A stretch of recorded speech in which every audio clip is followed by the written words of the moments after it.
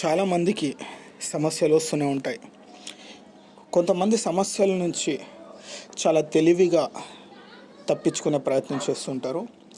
ఇంకొంతమంది సమస్యలు రాగానే సతమతం అయిపోయి తొందరపాటులో కొన్ని అనవసరపు నిర్ణయాల వల్ల లేదా చుట్టూ ఉన్న కొంతమంది జనాల యొక్క మాటల వినడం వల్ల వాళ్ళ సమస్యలు పరిష్కారం అవ్వకపోగా ఇంకా సమస్య పెద్దగా అయ్యే అవకాశాలు చాలామంది జీవితంలో జరుగుతూ ఉంటాయి. సో ఇక్కడ ఓషో రజనీష్ ఫిలాసఫర్ చాలా అద్భుతమైన మాటలు చెప్పాడు. అదేంటంటే, సమస్యలు వచ్చినప్పుడే మనం మౌనంగా ప్రశాంతంగా ఆలోచించాలి. మన ప్రశాంతత అనేది మనం సమస్యల్లో ఉన్నప్పుడే ఉండాలి అని చెప్తూ ఉంటాడు. ఎందుకంటే మన సమస్య చిన్నదో పెద్దదో ఏదైనా కావచ్చు, కానీ ఆ సమస్యని సమస్యలాగానే మనము తెలుసుకొని చూడగలిగితే వాటి నుంచి ఎలాంటి సమాధానం లేదంటే ఎలాంటి పరిష్కారం మనం తీసుకోవచ్చు, బయటపడవచ్చు అనే ఒక ఆలోచన మనలో కలుగుతుంది. ఎందుకంటే మనము రోజువారీలో మనం చూస్తూ ఉంటాం, చాలామందిలో కొంతమందికి సమస్య వస్తే టెన్షన్ పడిపోతారు, స్పీడ్ నిర్ణయాలు తీసేసుకుంటారు, చుట్టూ ఉన్న జనాల యొక్క పాయింట్ ఆఫ్ వ్యూలో నుంచి ఆలోచిస్తారు, ఎవరో మాటలు వినేస్తారు, ఆ సమస్యని ఇంకా పెద్ద సమస్యగా మారిపోయే సిచ్యువేషన్స్ క్రియేట్ అవుతూ ఉంటాయి. సో నా పాయింట్ ఆఫ్ వ్యూ ఏంటంటే, నీకు సమస్య వచ్చినప్పుడు ఫస్ట్ ఆ సమస్య వల్ల ఎవరు ఎఫెక్ట్ అవుతున్నారు అనేది ఆలోచించు. ఎందుకంటున్నా అంటే, ఒక సమస్య నువ్వు ఎఫెక్ట్ అవ్వచ్చు, లేదా నీ వల్ల ఇంకొకరికి ఎఫెక్ట్ అవ్వచ్చు, లేదంటే ఆ సమస్య చాలా చిన్నదై ఉండొచ్చు. ఇందులో ఎలాంటి సమస్య వచ్చిందనేది నువ్వు ముందు తెలుసుకోవాలి. అలా అంటే ఒక్కొక్క సమస్యకి ఒక్కొక్క థింకింగ్ ప్రాసెస్ అనేది నీలో క్రియేట్ అవ్వాలి. ఎందుకంటున్నా అంటే, నీకు ఒక సమస్య వచ్చిన తర్వాత నువ్వు తొందరపాటుగా ఏదన్నా డిసిషన్స్ తీసుకున్నా, తొందరగా సమస్య నుంచి బయటపడాలి అనే ఒక స్పీడ్ నిర్ణయాల వల్ల నువ్వు చాలా ఎఫెక్ట్ అయ్యే ఛాన్సెస్ ఉంటాయి. కొంతమంది మనం చూస్తూనే ఉంటాం కదా, ఏదన్నా ఒక సమస్య కావచ్చు, ఏదైనా ప్రాబ్లం కాగానే టెన్షన్ పడిపోతారు. ఆ యొక్క సమస్య కాస్త ఇంకా చాలా పెద్దగా అయ్యే అవకాశాలను వాళ్ళకి తెలియకుండానే క్రియేట్ అయిపోతూ ఉంటాయి. సో మనం ఆలోచించాల్సిన విషయం ఏంటంటే, ఇప్పుడు ఎగ్జాంపుల్ సమస్యలు ఎట్లా ఉంటాయంటే, ఒకటి, మనం ఒక పని చేసేటప్పుడు అది ఆ పని సక్సెస్ఫుల్ కానప్పుడు వాటి నుంచి వచ్చే నెగిటివ్ మాటలు, అది కూడా ఒక సమస్య. ఓకే, అదొక ఫస్ట్ కేసు అనుకుందాం. ఇంకొకటి, మనము ఎవరితో అయినా హ్యాపీగా టైం స్పెండ్ చేసినా, సరదాగా మనం మాట్లాడుకున్నా, కొంతకాలం తర్వాత వాళ్ళు మనతో సరిగ్గా లేకపోయినా, వాళ్ళు మనతో సరిగ్గా మాట్లాడకపోయినా, ఆ థింకింగ్ ప్రాసెస్ ఒక సమస్యగా మారిపోతుంది.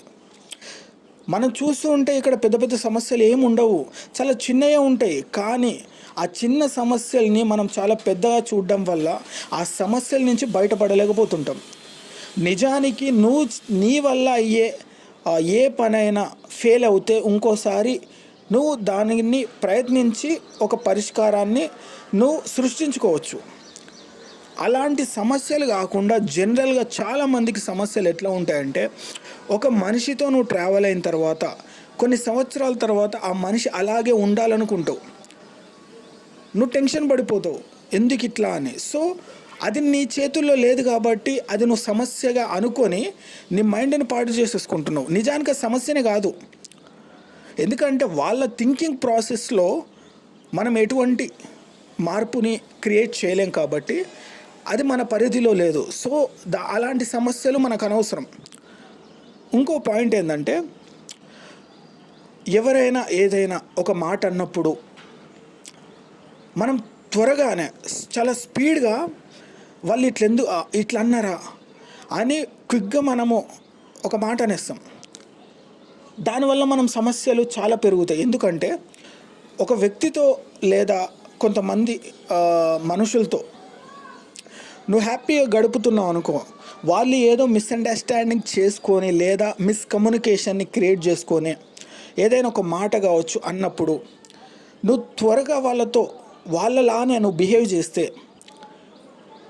వాళ్ళు ఆ స్పేస్ నుంచి బయటపడాలని ఏదో క్రియేట్ చేస్తున్నారు.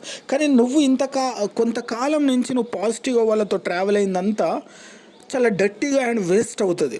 అదే చాలామంది ఫీల్ అవుతారు.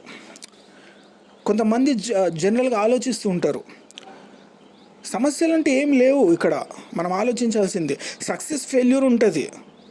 సక్సెస్ అయితే ఏదన్నా ఒక పనిని నువ్వు సాధిస్తే సక్సెస్, సాధించలేకపోతే అది ఫెయిల్యూర్. అవి రెండు సమస్యలు కావు. అవి రెండు కాకుండా కొత్త సమస్యలని మనం క్రియేట్ చేసుకుంటాం. అది ఎట్లా ఉంటుందంటే మన పరిధిలో లేని మనుషులు కావచ్చు, మన పరిధిలో లేని వాళ్ళ యొక్క నోటి నుంచి వచ్చే మాటలు కావచ్చు. అంటే ఇవన్నీ మన పరిధిలో లేదు, మన కంట్రోల్లో ఉండవు కాబట్టి అవి పెద్ద సమస్యలు కావు. దాన్ని నువ్వు పెద్దగా ఆలోచించాల్సిన పనే లేదు. సో సమస్యలు అనేటివి చాలా క్లియర్గా మనం తెలుసుకోవాలి. అందుకే నేను మొదట్లో చెప్తున్నాను కదా, సమస్యలు అంటూ ఇక్కడ ఏమీ లేవు. నీ వల్ల జరిగే ఒక పని సక్సెస్ అవ్వచ్చు, ఫెయిల్ అవ్వచ్చు, ఆ రెండే ఉంటాయి. అవి రెండు కాక ఒక రిలేషన్ కావచ్చు, ఒక ఎమోషన్ కావచ్చు, కొంతమందితో నువ్వు ఊహించుకున్నది కావచ్చు, కొంతమందితో ట్రావెల్ అయింది కావచ్చు, కొంతమందితో కొన్ని మాటలు వినడం కావచ్చు, ఇవన్నీ ఒక సమస్యలుగా జరుగుతున్నాయని మనం అనుకుంటున్నాం. నిజానికి అవి సమస్యలు కావు.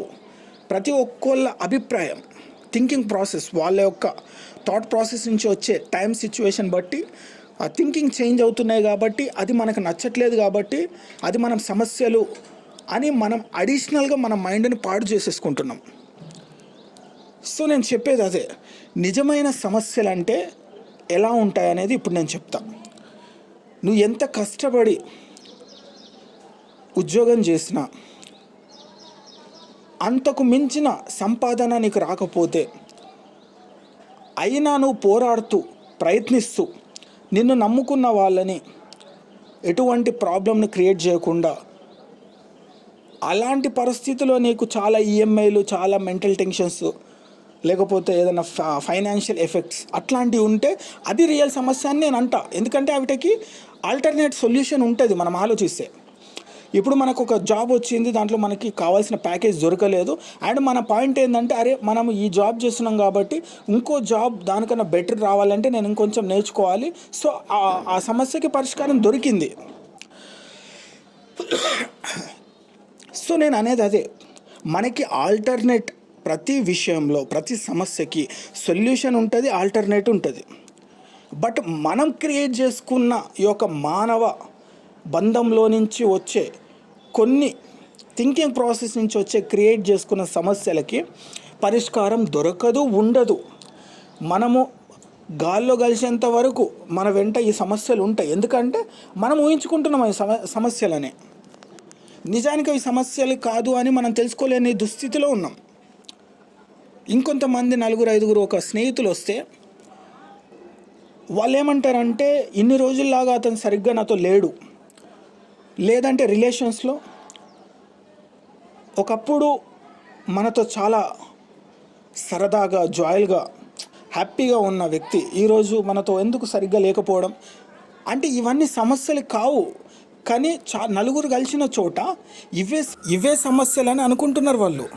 సో నేనేమంటున్నా అంటే నీ జీవితంలో ఏదైనా ఒక సమస్య వస్తే నువ్వు ప్రశాంతంగా ఉండాలి, ప్రశాంతంగా ఆలోచించాలి. ఎందుకంటున్నా అంటే నువ్వే అసలు వీక్ అయిపోయి తొందరపాటుగా నిర్ణయాలు తీసుకుంటే నీ చుట్టూ ఉన్న జనాలు నీకేం సపోర్ట్ చేసి నీ యొక్క సమస్యకి పరిష్కారం క్రియేట్ చేయరు. అక్కడ సమస్యని ఇంకా పెద్ద సమస్యని క్రియేట్ చేసే వాళ్ళు ఉంటారు. సో ఇలాంటి క్రియేటివిటీ ఉన్న సర్కిల్ నుంచి నువ్వు బయటపడాలంటే ముందు నువ్వు ప్రాపర్ వేలో ఉండాలి, ప్రశాంతంగా ఆలోచించు. అసలు ఏవి సమస్యలంటూ ఇలాంటివి ఉంటాయి, ఎలాంటి సమస్యకి ఎలా ఆలోచించాలి, నిజమైన సమస్యలు ఎలా ఉంటాయి, డిఫరెన్స్ కనుక్కో, తెలుసుకో. తొందరగానే ప్రతి ఒక్క సమస్య వచ్చిన ప్రతి దాంట్లో ఊగిపోయి కంగారు పడిపోయి ఆరాట పడిపోయి ఏదో చేయాల్సిన అవసరం లేదు. వచ్చిన సమస్యలు చాలా చిన్నవి ఉండొచ్చు, కొంచెం పెద్దగా ఉండొచ్చు, బట్ వాటికి ఆల్టర్నేట్ ఉంటాయి, సొల్యూషన్ ఉంటాయి. కానీ మన పరిధిలో లేని మన చుట్టూ ఉన్న యొక్క సొసైటీలో వచ్చే క్రియేటివిటీ సమస్యలకి పరిష్కారం దొరకదు. మన మైండ్లోనే మనం వాటిని కట్ చేసేయాలి, బ్రేక్ చేసేయాలి. సో నిజమైన సమస్యలకి పరిష్కారం కోసం ప్రశాంతంగా ఆలోచించు, అంతే. సో అనవసరపు సమస్యల గురించి ఆలోచించి ఆరాట పడిపోయి అసలైన సమస్యకి సొల్యూషన్స్ వెతకకుండా ఇంకా సమస్యని పెద్దగా క్రియేట్ చేసుకునే ప్రయత్నాలు చేయకు.